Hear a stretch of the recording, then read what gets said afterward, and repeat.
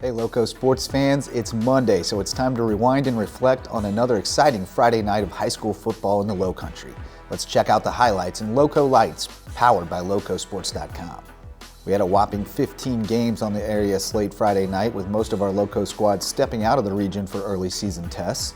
But we did have a Lowco-on-Lowco showdown in Ridgeland, where the Jaguars were taking on Whale Branch for their home opener, and it was the first WHHI-TV game of the week, with Marcus Walsh and Daniel Cort on the call of a defensive struggle. It was 2-0 for most of the night after an errant punt snap sails into the end zone for a Whale Branch safety. The Warriors' defense made the narrow lead hold up all evening, and then late in the fourth quarter, backup quarterback Makhi Zackary found Kevin Mims in the end zone for a 21-yard touchdown, and that was enough for a stingy Whale Branch defense led by Ivion Watson, as the Warriors win 8-0 on the road and improved to 2-1 on the season. Great defensive effort from the Jags, but they've been held scoreless in each of their first 3 games. Over at the Den, undefeated Bluffton was looking for revenge over Savannah Country Day after a lopsided loss to the Hornets a year ago, and Team Loco student journalist Sam Deaton was there to capture the highlights, and there were plenty of highlights for the Bobcats. Aiden McCarthy continued his prolific start to the season with 459 passing yards and 4 touchdowns, with his 2 high-profile targets on the receiving end for most of the damage. North Carolina Tar Heels commit Carnell Warren snagged 6 passes for 173 yards, while Amari Patterson had 3 catches for 161 yards. That's over 50 yards per reception. And Warren and Patterson each got 2 TD passes and intercepted a pass on defense. Bluffton got up big early and cruised to a 33-20 win and a 3-0 start. That sets up a battle of unbeatens next week when the Bobcats travel to Hampton County, where the hurricane warning is in full effect. The Canes were home in Varnville for a classic rivalry matchup with Silver Bluff, and it was all Hampton. Jalen Singletary rushed for 3 touchdowns in the first half, and Terrell Grant threw TD passes to Desmond Mathis and Corentin Sab to help the Hurricanes build a 36-7 lead through 3 quarters and coast to a 36-21 win. Rob Hanna's team is 3-0 with Bluffton and Hilton Head on deck.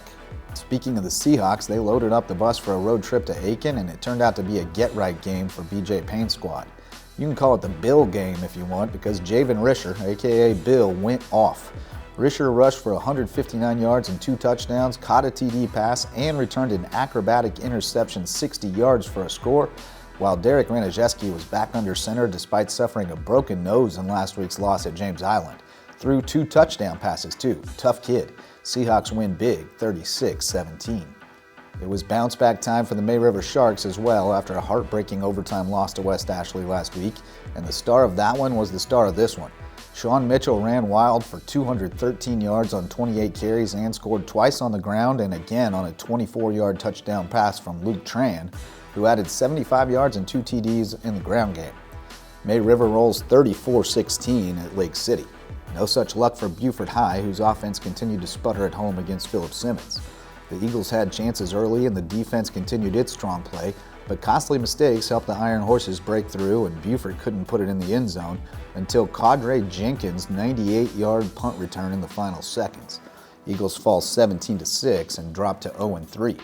Beaufort Academy is 4-0 after Nick Underwood rushed for 206 yards and 3 TDs, and Nick Schufer Jr. added 102 yards and a touchdown on the ground and tossed 2 TD passes to Devin Fripp, helping the Eagles pull away after a competitive first quarter and rout Patrick Henry 42-6 on the road.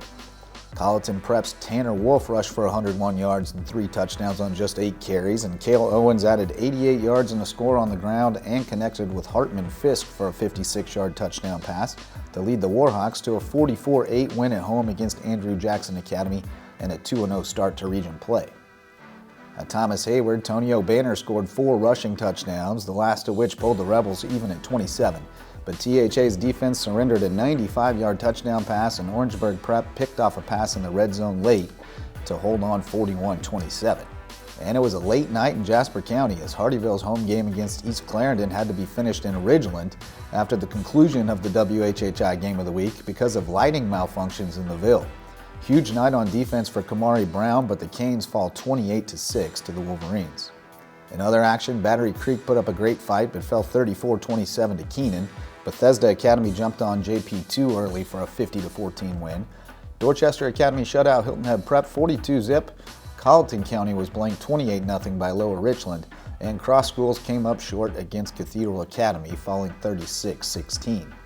We'll have more highlights and analysis tonight on the Lowco Sports Lowdown, streaming live at 9 p.m. on the Lowco Media YouTube channel. For Lowco Sports and WHHI, I'm Justin Jarrett. Until next time, go Lowco.